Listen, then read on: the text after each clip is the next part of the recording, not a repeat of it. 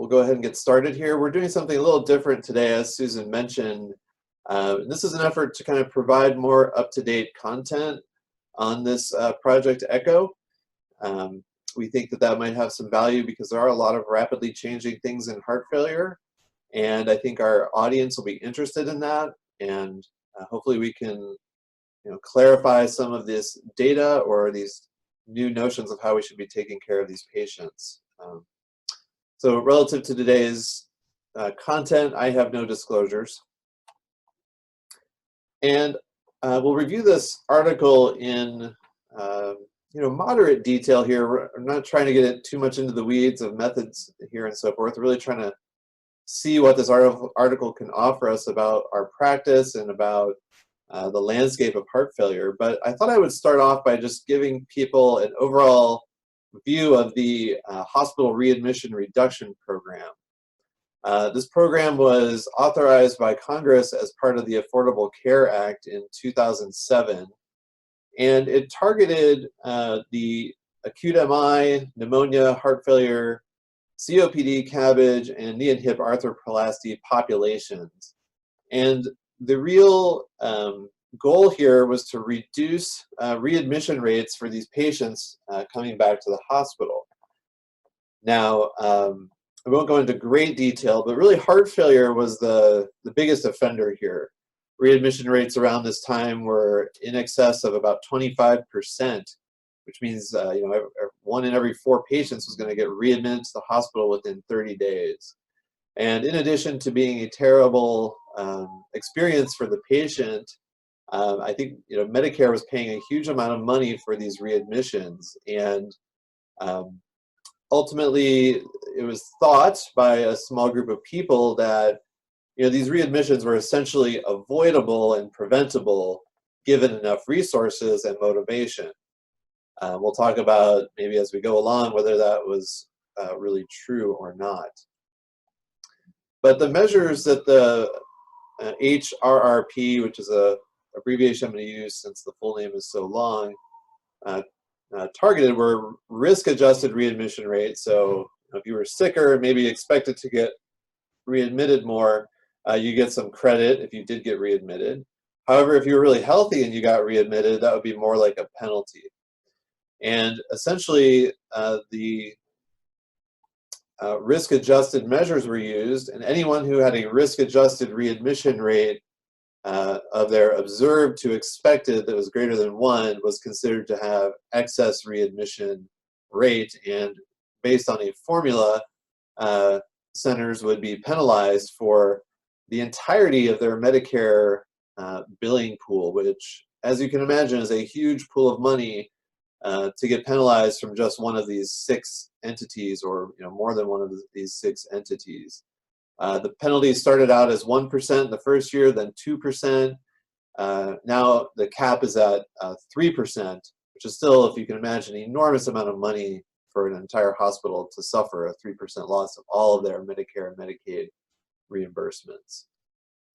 And again, just in the spirit of discussion and around this, are there any questions from the audience about how this works or why we ended up here?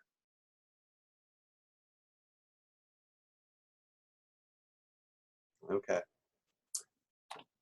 So, I just also want to review, at the time, the real treatments we had available to us to reduce readmissions were the evidence-based medications, so ACE inhibitors, ARBs, beta blockers, spironolactone.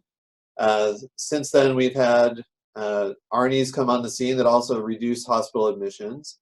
Digoxin reduced hospital admissions, although maybe a little more complicated to use and result in harm for some groups of patients. And lastly, there was a lot of literature going on at this time around disease management programs, which have been shown to be effective in some sort of meta-analyses, but no single sort of method like scales at home or specific types of phone calling and telemanagement were really found to be effective. So really, when the CMS made this mandate, they were really hoping that programs would come up with solutions for this problem in sort of a perform or get penalized paradigm. In the paper reviewing, which is the hypothesis was, whether reducing these readmission rates was associated with an increase in mortality at either 30 or 90 days. So, as we incentivized keeping patients out of the hospital, there's a big concern that patients who should be readmitted to the hospital would not be, in favor of management in clinics or urgent care settings, sometimes even in little infusion centers designed to give diuretics and so forth, and that this may actually result in an increase in mortality for this patient group. And that is really the meat of what we're going to be talking about today in this paper. So what did they do? They basically looked at all the CMS claims that were available between 2007 and 2014 while the program was sort of getting geared up and being implemented. And they calculated the risk adjustment for each patient in there using a Medicare model that's been around for some time and thought to be accurate enough for this type of work, although it's not a particularly accurate model for those of us who spend some time thinking about how accurate a model should be to quantify risk. The model was, the readmission rates were adjusted for age, sex, length of stay, and season as well, which were found to be important factors historically. And the endpoint, again, is all-cause readmission. So if you were discharged with heart failure and came back in with a urinary tract infection, that did not matter in terms of this study, nor does it matter in terms of how Medicare views a readmission. All readmissions are treated as adverse in this sense. And the main measure they used in the study was a correlation between estimated mortality and readmission, and they sort of went along by month looking for trends in this over time. So essentially it's a fairly simple analysis when it boils down to it. We're adjusting for the patient's risk of getting readmitted. We're adjusting for mortality, which is a separate model. And if you can see my mouse here, we're essentially trying to figure out, does decreasing readmission rates, which were described over the study from about 24% down to about 21 or 22%, were those rates associated with an increase in mortality down here, by center, by month, adjusted for all of these things. And they looked at a number of measures in this paper, but I think for the purposes of our own echo here, we'll just be looking at the heart failure data. And if you can see here again, readmissions did decline over time. And then here comes the big debate, is whether or not mortality increased over time. And it's a little hard to see here, but there's an inflection point here where this line goes upwards. There's another one here where it goes upwards. And the overall slope does appear to be upwards. If you look at the numbers, it went from 7.6% up to 8.2%, which is an increase. However, when they ran the statistics, the increase in the mortality was actually poorly correlated with the decreasing readmission rates. And ultimately, the authors kind of conclude that heart failure readmission reduction is not associated with increases in 30-day adjusted mortality. Looked at from another standpoint, here each hospital is plotted as to whether it had a change in its readmission rate, and its which is on the y-axis, and its mortality rate on the x-axis. And you can see here, they're kind of plotting a lot of data, so it's a little difficult to see the overall trend, but I think you can kind of appreciate that there does not really appear to be a consistent association between the direction of mortality and readmission rates. Okay, for example, we don't see that mortality is going up while readmission rates are going down. If we had a blob that was shaped like an oval here, or something like this, that would be much more concerning than this plot of data, which essentially looks like a pretty random scatter plot centered around zero correlation.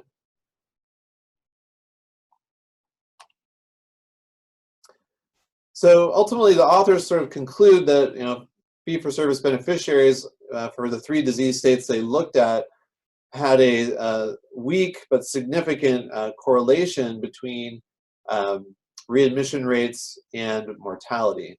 And they appeared to be sort of in a positive direction ultimately, which I'll show you here in a second. And they did not think that post-discharge mortality was really affected by hospital readmissions.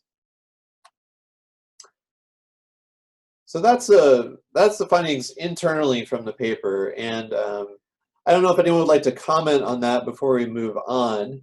I certainly can think of some things to say. I also see we have a few other guests online. So does anyone have any thoughts about those results and whether you believe this or not?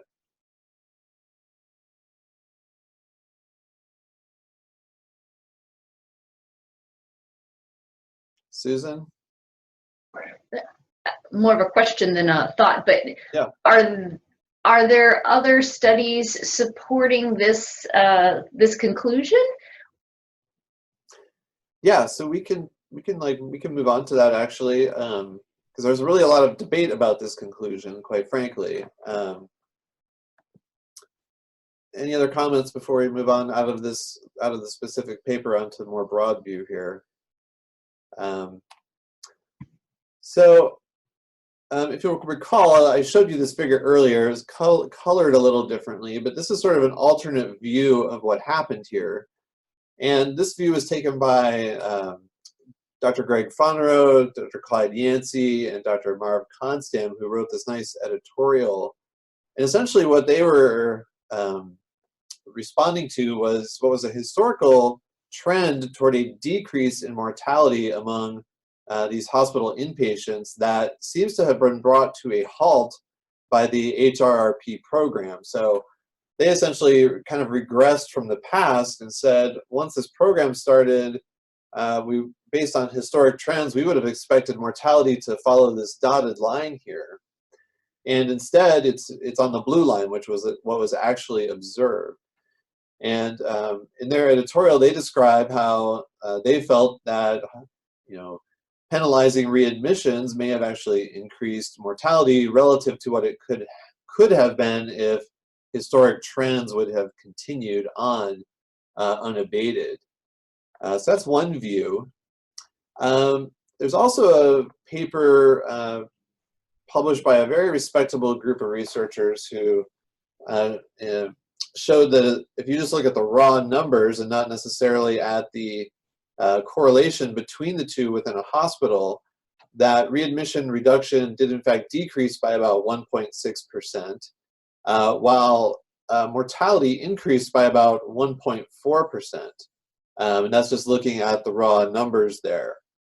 So then, you know, this is another picture of this that does seem to suggest that mortality increased, and about the same as what the authors demonstrate in their own paper. Ultimately, I think the question is whether they're really correlated, and no one's really done this sort of correlation analysis similar to what the authors of the original paper describe. So, you know, there are some differing views of this. There's at least 2 views that I think are reasonable, that mortality reduction either didn't continue the way it had been, or that in fact just empirically sort of increased during this period. So Susan, I don't know if that informs you a little bit more, but that's part of the picture here. There's another study I didn't make a slide for, but that showed that, you know, the readmission reduction did not have to do with recoding patients as being observation stays and other alternate kinds of visits, because that was a big concern, is that people would just have patients come in for a shorter amount of time, get them back out of the hospital before they triggered a full admission status, and essentially, you know, reduce readmissions artificially by markedly reducing length of stay and decreasing care provided. So. Excellent. Thoughts from the audience? Anyone out there?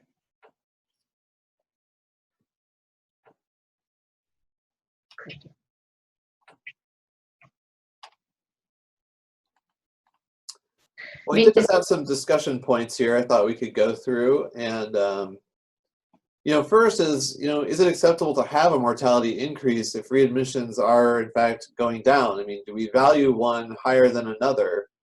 I think ultimately, because it's mortality, we do not. I don't think any increase there would be acceptable. By the analysis we saw in the paper, they didn't see that. But I think that a lot of the people who promoted the idea that this would work have been sort of strangely silent on this issue. And I don't know if anyone has any thoughts around that. And Todd, did anybody, did they look or adjust for, kind of case mix index and all of those things as far as how I mean, that's the whole risk adjustment, right? That's part of that. Right. Yeah. So there's a model that's used every year to adjust this. It was obvious that some hospitals are different than others in their case mix, as you're pointing out. And so there's a very large model. It's mostly based on administrative coding data, which is to say the presence or absence of certain diagnoses. It does not have anything in it, for example, like vital signs. So the accuracy of this model has been called into question, and if I remember correctly, the accuracy of this model is somewhere around 62, 63%. We generally consider models over 70% accuracy to be sufficient for clinical use. So I'm not even sure really that this is well adjusted, and there's some real concerns that arise from that, which is to say that patients who are really sick may not be well reflected by the model, nor are patients who are really low risk reflected as being healthy, and that we can really penalize hospitals that see really sick patients whose level of illness is way beyond the accounting in the risk model. Mm-hmm. Well, I was just looking at your first point. Increased mortality doesn't seem to be acceptable at all. If I'm the patient, I'm looking at it. It's your family member, no. Exactly. So that's not acceptable. And then the other thing is, you mentioned a little bit about lengths of stay, and I'm wondering the relationship between, or the data of lengths of stay to readmissions and all that related to this. Yeah, I mean, there's a fairly compelling body of evidence, I think, that suggests that reducing length of stay actually may nominally increase mortality. There's been some data from the Cleveland Clinic on this, but again, there's a pressure here with the DRG system, which only pays you so much.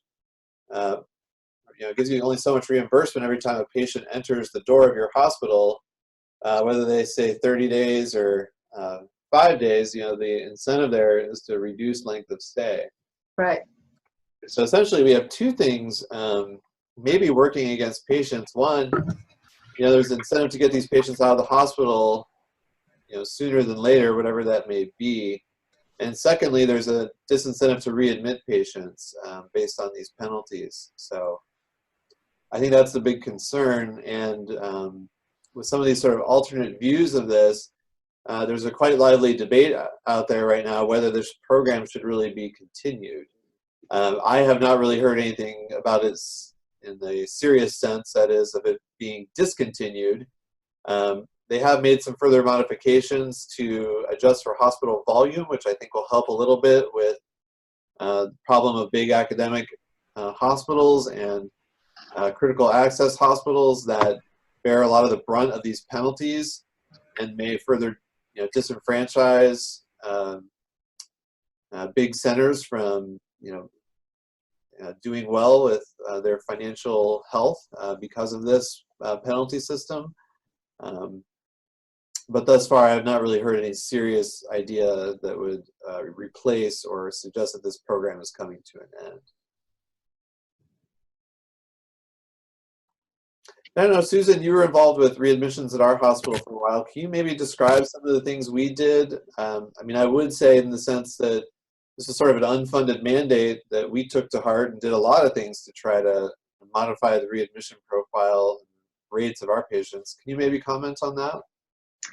Yeah, I think in response to this program happening, we developed a whole readmissions just for heart failure.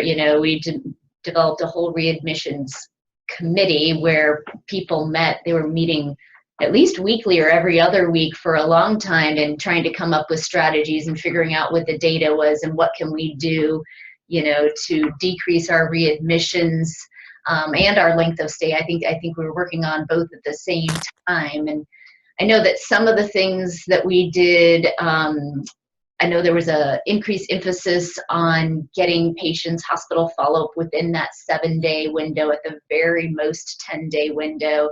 That was something that came out of there. We also had implemented where the pharmacist had to do discharge teaching for all of the heart failure patients.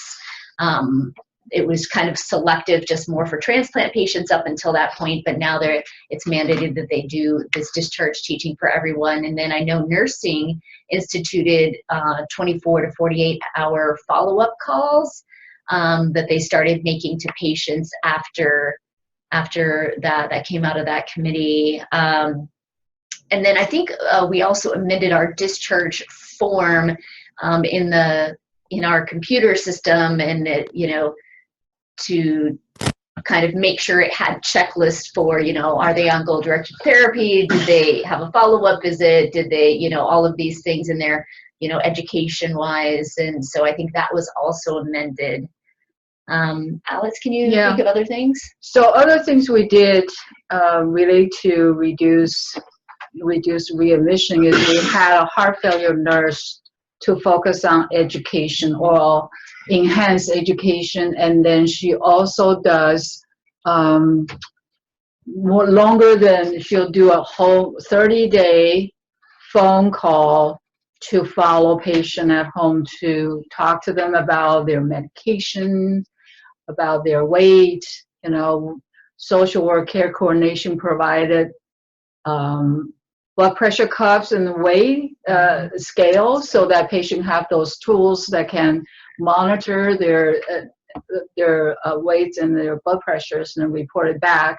So those are some of the things that was instituted and included in the care pathway as an inpatient and transition to outpatient.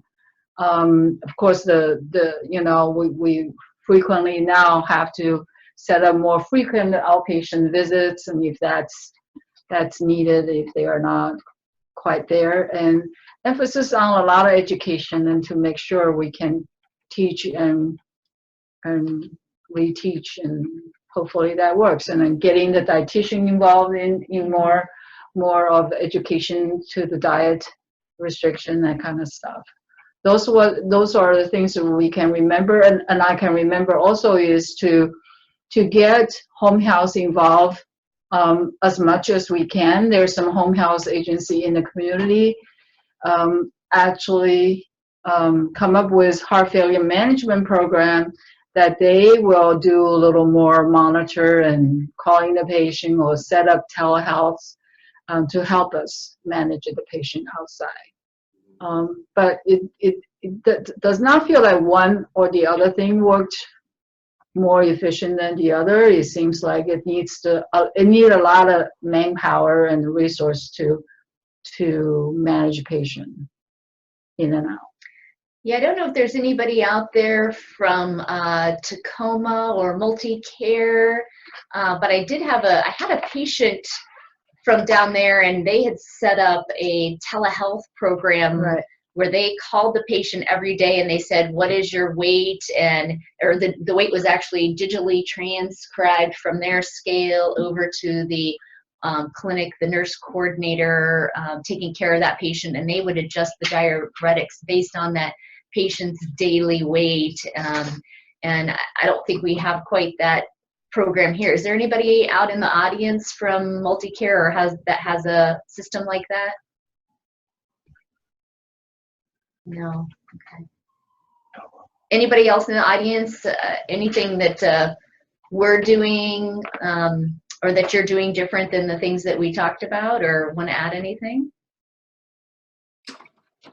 This is Wayne Levy. There was a presentation, late-breaking clinical trial at HFSA yesterday with Kaiser Permanente, where they randomized 2,000 patients to a RN-led heart failure follow-up phone visit versus a follow-up with their PCP, and the RN-led heart failure call did as well, and actually was trending a little bit better than following up with the PCP, and I thought that was very interesting.